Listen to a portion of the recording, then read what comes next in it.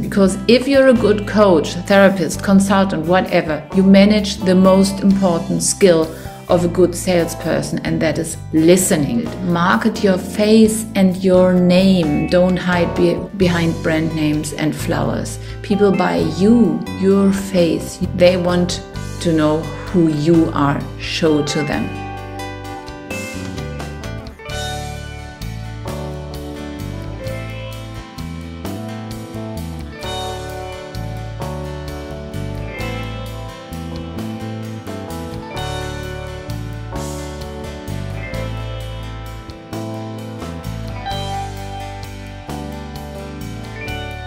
Hello, welcome to my workshop. It's so great seeing you all. Let me start by telling you the story of one of my clients. Let's call her Andrea. That's not her true name, but for privacy reasons, let's call her Andrea. Andrea is a very successful leadership trainer for 25 years. And I know her quite well, and I think she's one of the smartest people I've ever met.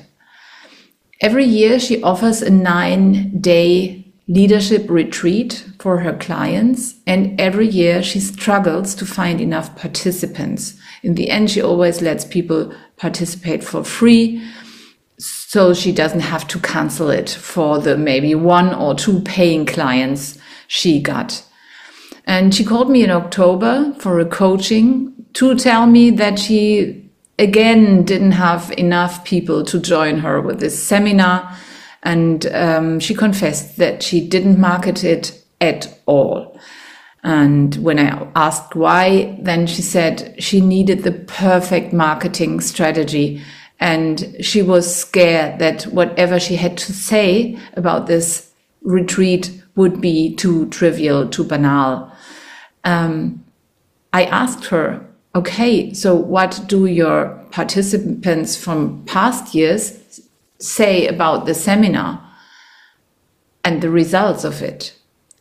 And she said, they would say it's life-changing. And she told me a couple of examples why it is life-changing, and I had to say it truly is. So I didn't see why she couldn't market it. But of course, it's logosynthesis, it's a coaching, we have to dig deeper. We worked on this with logosynthesis, resolved this belief, and afterwards she was open for my recommendations as a sales trainer or sales expert. Why not just write to all the clients and tell them, just to let you know, I have this seminar, these are the feedbacks I got so far, would you be interested to participate?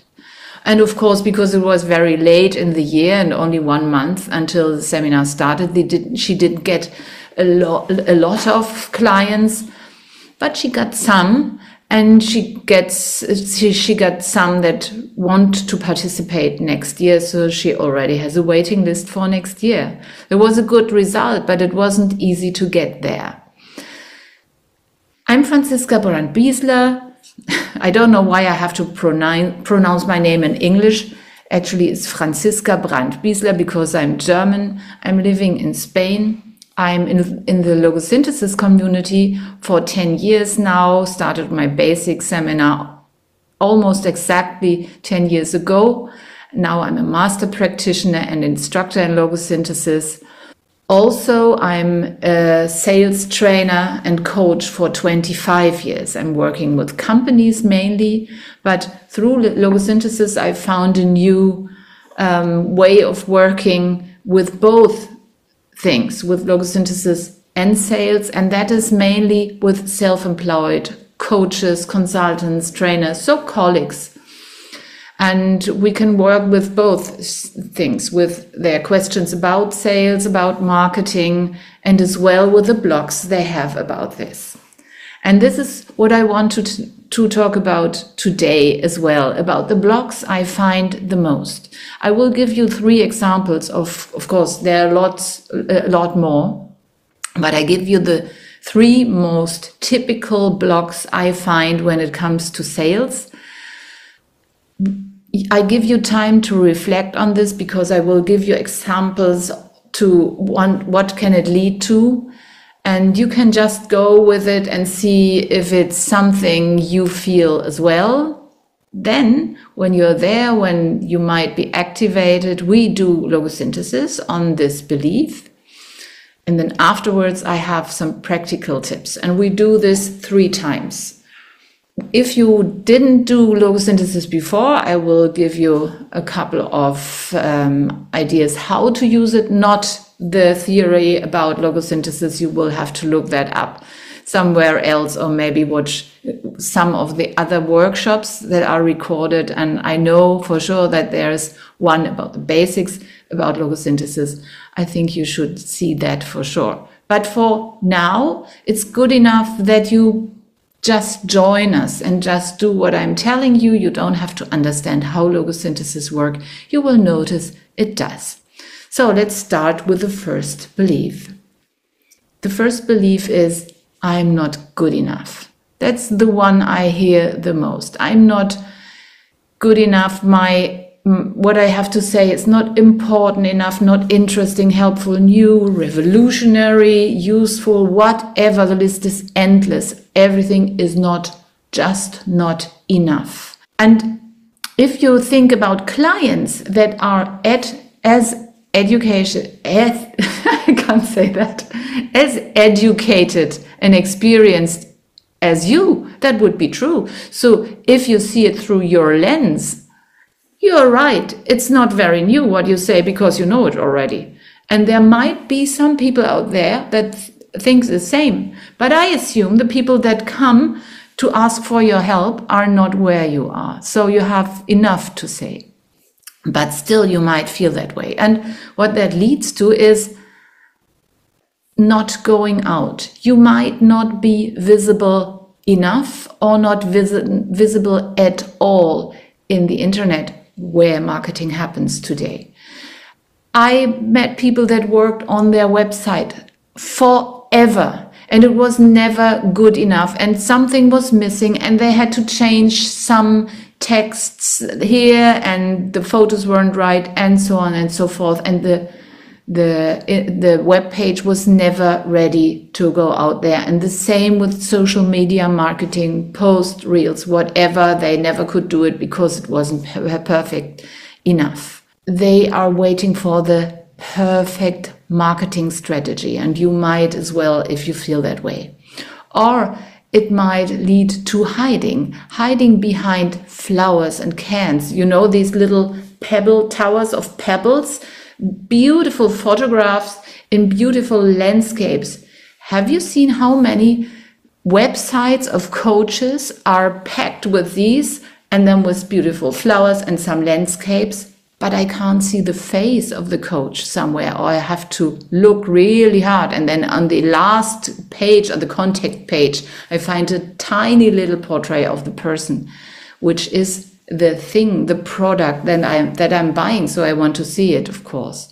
And you might also hide behind creative brand names. And also there are loads and loads of brand names out there. And I started the same. I had a brand name.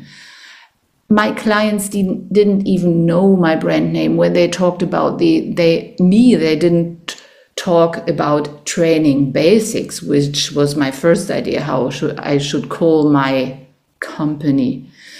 They talked about Franziska or Franziska Brandt-Biesler. And that's the same, I guess, with all the brand names when there's only one person hiding behind this brand name. They don't know it, they don't care for it, they care for you.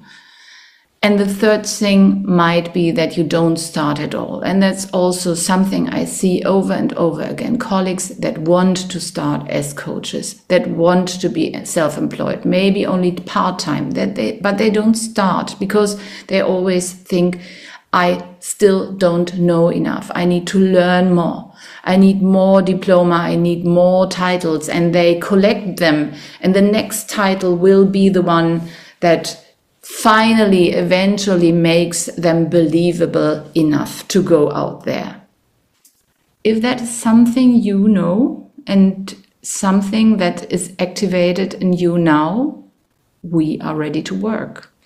If you have never done logosynthesis, I will explain to you what you have to do now. I will give you 3 sentences. I give them to you in parts. You will repeat the part after me loud, say it loud.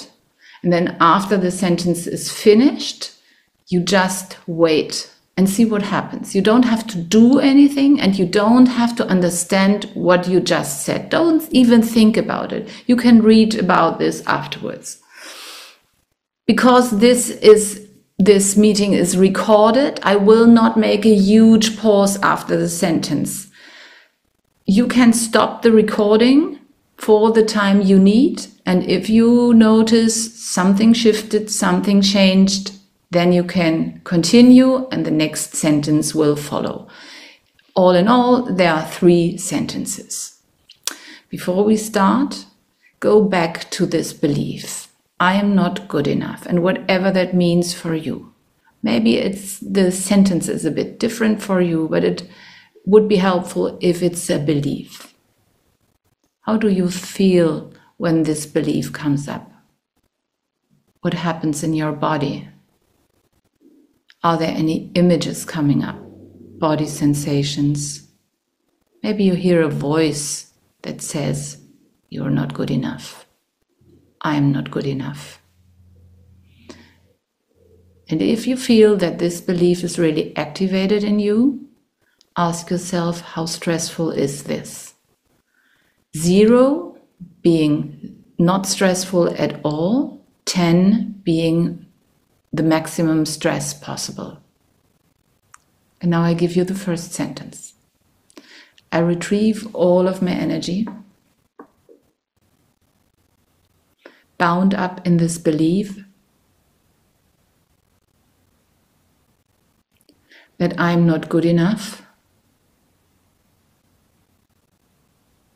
and I take it to the right place in myself. Now let it work. And press pause. I give you the second sentence.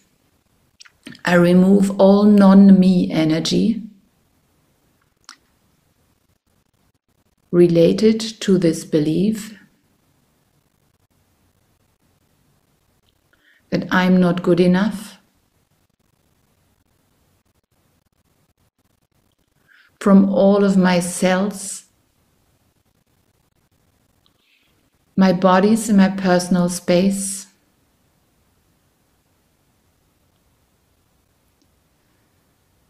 and I send the energy to where it truly belongs. Again, let it work and pause.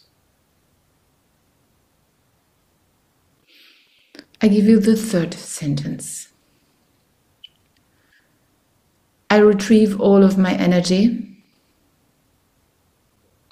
bound up in all my reactions, to the belief that I'm not good enough, and I take it to the right place in myself. Again, let it work, press pause and start when you're ready.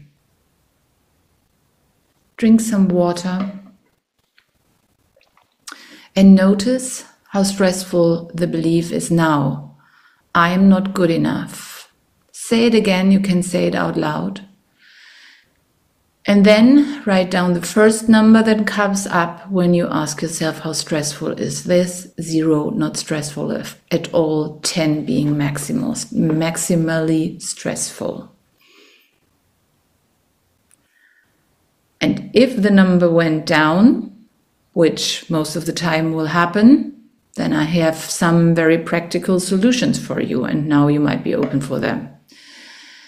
First is start somewhere, anywhere. It doesn't have to be perfect. That is, start with your marketing strategy somewhere, anywhere. Post something out. It should be something useful, but useful for someone that is much less experienced than you. Think of you 10 years before and what you would have loved to know. and then post it. Doesn't have to be perfect. And it's the same with starting your business as a coach, a therapist, a consultant. Just start, get clients. Maybe they don't pay much. Maybe they're even free in the beginning. Get experience. And that's the next important thing. Get real experiences with real clients. Learn what it takes to work with them. And most of all, get real stories to tell and collect feedbacks to share. If something great happens, that's a story you can tell, and then you don't have to brag about yourself. Just let your clients speak about how great you are. Next thing, and I also already mentioned it, market your face and your name. Don't hide behind brand names and flowers. People buy you, your face, your input, your name. They want to know who you are. Show to them. And then write and tell and film useful stuff, useful content, whatever. And it can be quick and dirty. I have seen some very simple videos of people holding their phones in front of them, shaking a bit, but the content was so good that I still watched them. So do it like this, do it better, but don't let yourself be stopped by wanting to be too perfect. Next thing is build up a list, and that is my most valuable marketing tool, is my list, my newsletter list, my newsletter subscribers. I'm posting once a month a new blog article and then some posts twice a week. Build up such a list. Try to get the addresses of all your participants, of all your coachees, of people you know, and mail to them, because that is something you can control. Let's go to the next belief. That's something I hear all the time. I am not a salesperson. And of course, people tell me that all the time because I am a salesperson and I'm a sales trainer and expert. I've written a couple of books about sales. So people assume, and I think they're right, that I know some things about sales. And especially coaches tell me all the time, oh, I wish I was more of a salesperson. At the same time, I know that they don't mean it, because they think very bad things about salespeople. So when you think that way, and you still need to sell your services because you're self-employed or you want to be self-employed, so you need clients, you need to lead sales conversations, what happens? It might be that you feel very bad when you have a sales conversation. Let's say someone comes to you through a lead, through a recommendation, and now you have to talk to them to convince them that you're the right person to work with. And you might feel bad all the time while you're doing this, because you think you should do something that salespeople do, whatever that is, and you don't, because you're not a salesperson, and that's not a very good atmosphere and situation to be in when you want to convince someone.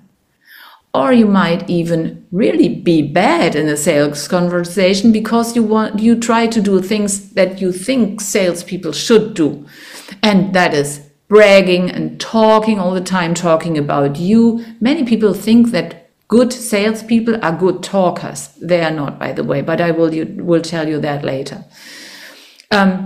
And you might try to convince someone that isn't convinced yet, and maybe you even try out some tricks or shady methods that you've heard of. And if you're not convinced of this, you will not do it full-heartedly, and then it will be even worse. So everybody feels bad in this kind of conversation. What it leads to most is that people don't do sales at all. They avoid all sales activities. And I'm not saying that if you're a coach and you market to private people or a therapist, that you should call people. That's not how things work. If you're marketing to private people, your main marketing tool is the internet, social media, and so on and so forth. But you might still have to call someone that was mentioned to you, or you got a lead somewhere and then you don't dare to call them, or maybe you do some marketing activities because you're marketing to companies and then you write them, but you never follow up, you never call them because you're scared to do that. Doing A but not B seldomly works. I get loads and loads of direct mails through LinkedIn, for example, which I never reply to. Would someone call me and they had a good offer? I think I would listen, and it happened before, but no one does. So this is things that happen when you think you're not a good salesperson. Do you think that about yourself? Think about it again. I'm not a salesperson, but I should do something to sell my services. I should do marketing. I should call someone, and I don't feel well when I do this, or I feel bad in a sales conversation. When you think that, how is your stress level? 0 to 10. Write it down. And now I give you the first sentence. I retrieve all of my energy, bound up in the belief that I am not a salesperson, and I take it to the right place in myself. Let it work and press pause. I give you the second sentence. I remove all non-me energy related to this belief that I'm not a salesperson from all of my cells, my bodies and my personal space, and I send the energy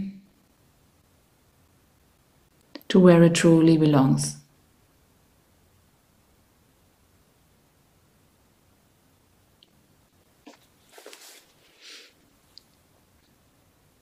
I give you the third sentence. I retrieve all of my energy, bound up in all my reactions, to the belief that I'm not a salesperson, and I take it to the right place in myself.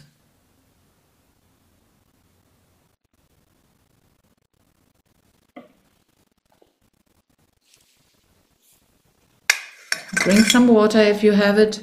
I'll do too. Because all this talking makes me really thirsty.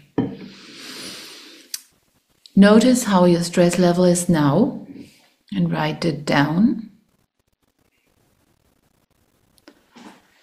And when it went down, it's wonderful. If it didn't or not enough for your taste, there might be more to look into it.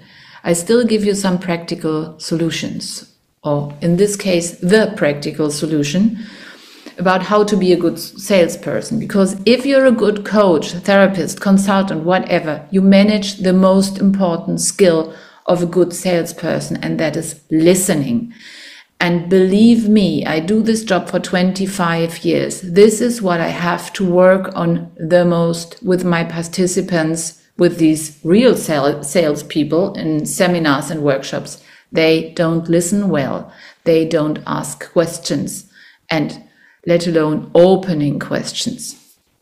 So listening is the most important skill. And why is that?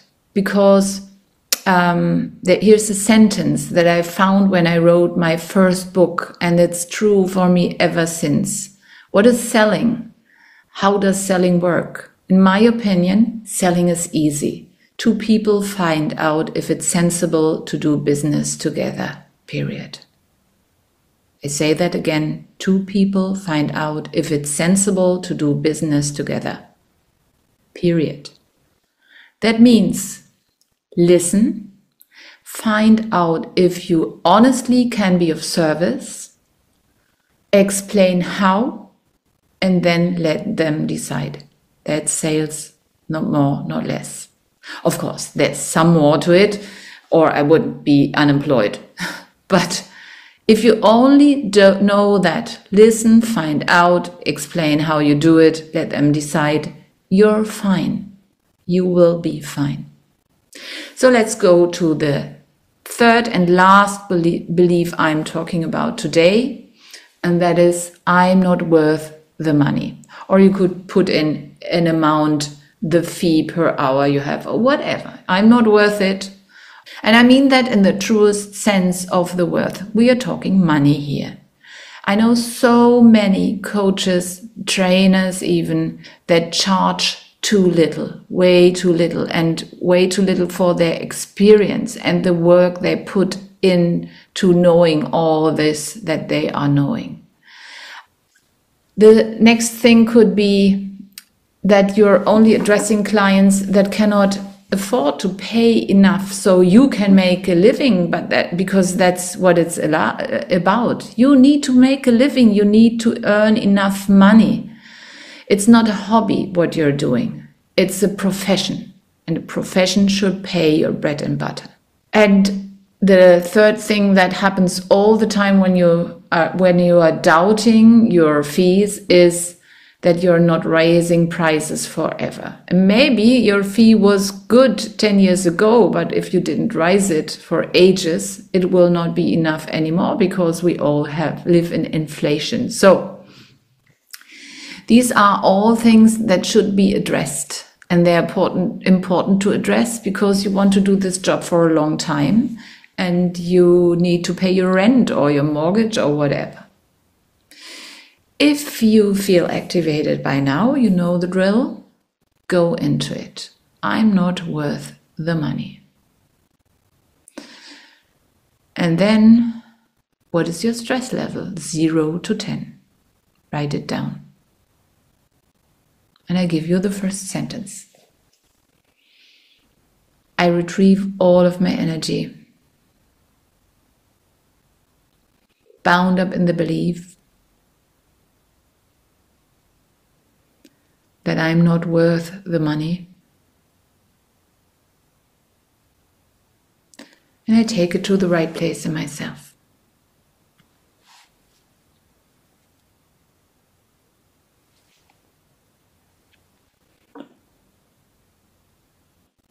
I give you the second sentence. I remove all non-me energy related to the belief that I'm not worth the money from all of my cells,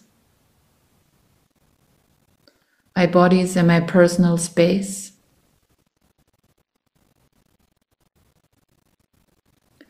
And I send the energy to where it truly belongs.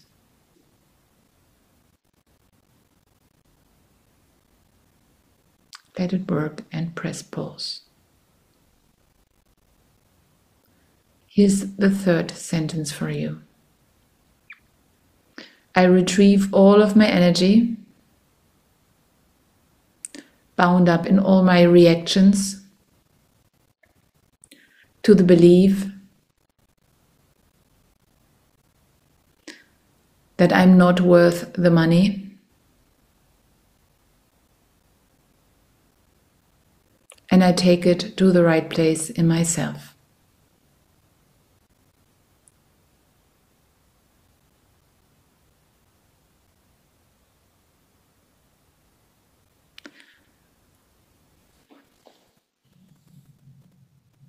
Drink some water. And then ask yourself again, what's my stress level now?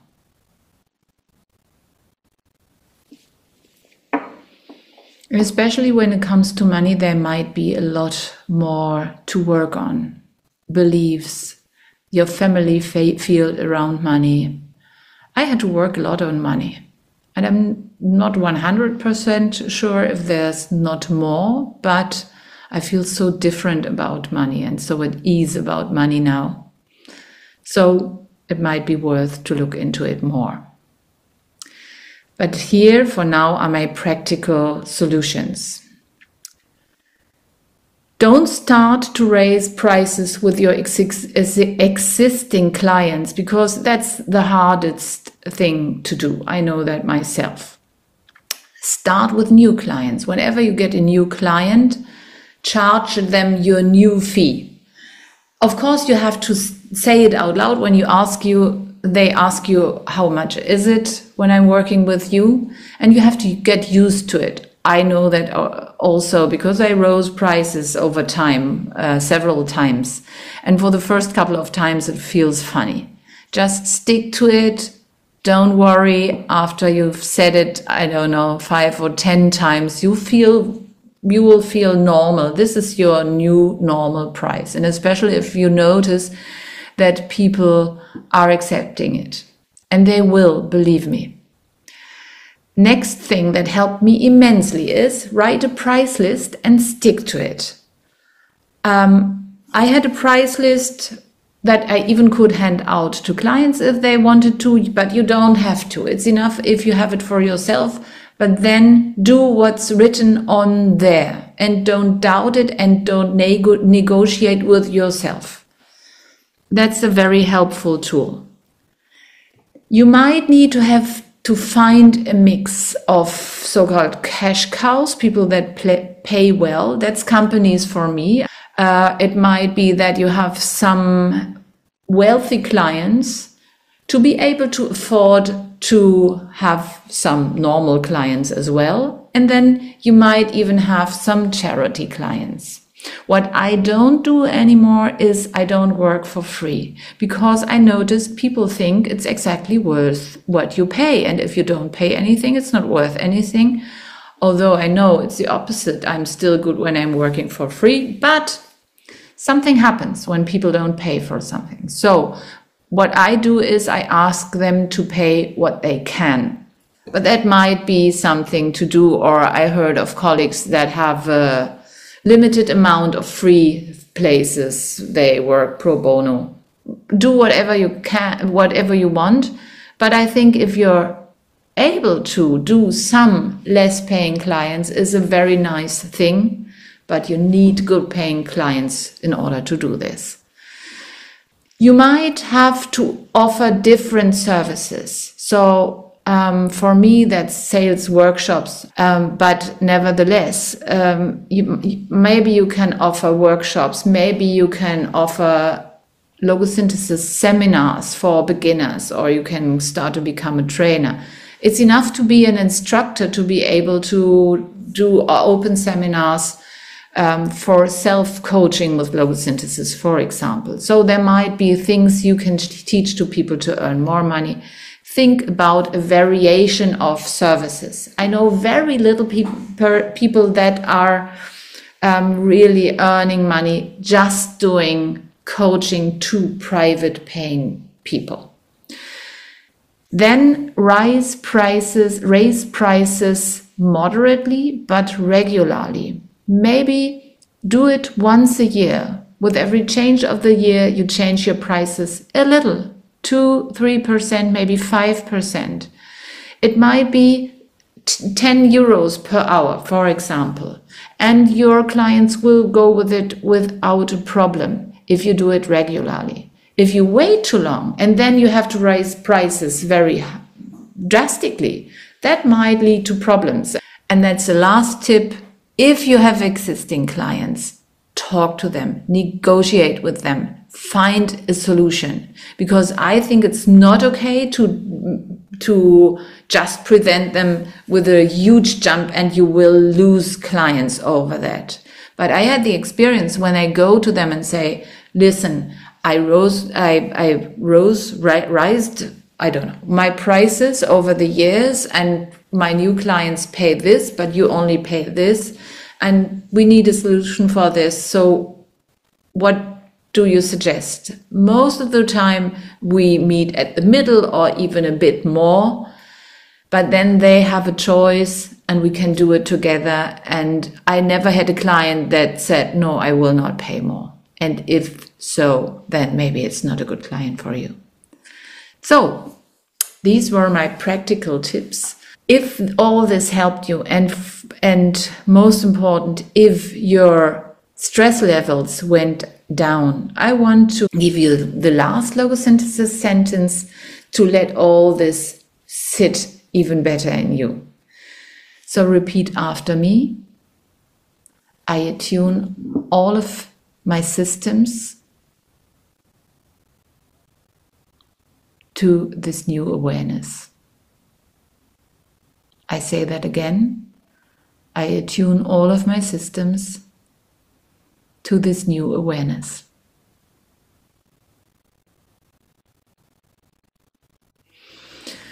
So thank you for listening. Thank you for watching this recording. If you want to get in touch with me, just use my name, Franziska Brandt-Biesler, because my website, either just Google me, you will find me, or go to my website, and that's www.franziskabrandtbiesler, one word without anything between it, .com. There's a website in English and there's also one in German. Get in touch with me. I'm also available on LinkedIn, Facebook and Instagram. So, and I have a very nice YouTube channel, by the way. You will also find that when you put in my name. There's quite a lot of videos on there. So have a look, get in touch, and see you soon.